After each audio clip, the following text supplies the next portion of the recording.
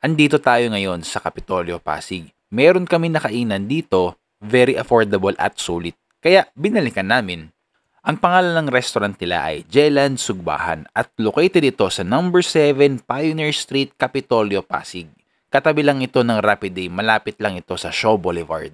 Open ito ng 24/7 kaya anytime pwede kayo pumunta. Meron sila dito mga sisling at mga inihaw.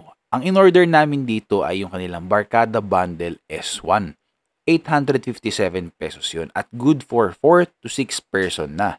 Refillable din yung sabaw tapos pwede ka din mag-coffee at free din yun. Hindi yun 3-in-1 ha, brewed coffee ang meron sila at pag nagustuhan mo, pwede ka bumili ng naka-pouch. Dumating na yung order namin. Merong 3-piece quarter leg, 1-piece pork lempo, 3 pieces na barbecue, sa gitna merong atsara tapos madaming rice. Yung rice nila hindi pala yan unli pero madami naman yung serving nila.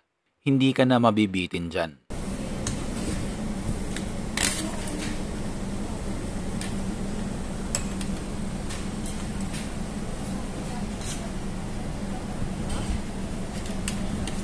Ang lasa? Lempo na ano.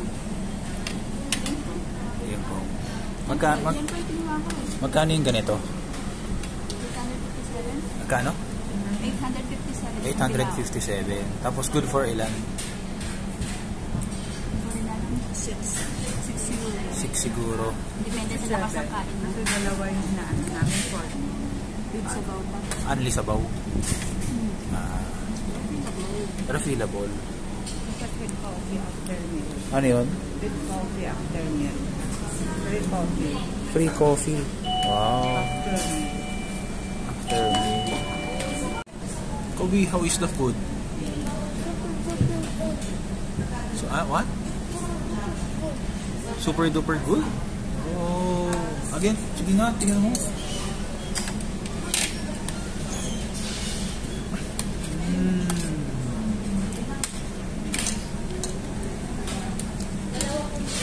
Lagi super duper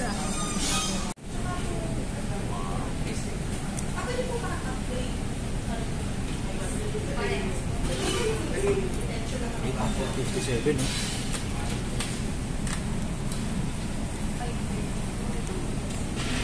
Mura.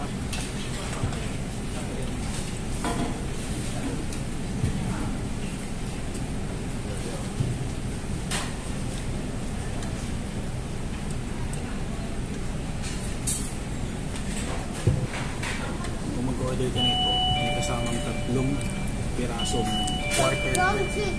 quarter part ng chicken. Tapos mayroong 2 lempo, tapos 3 pirasong barbecue.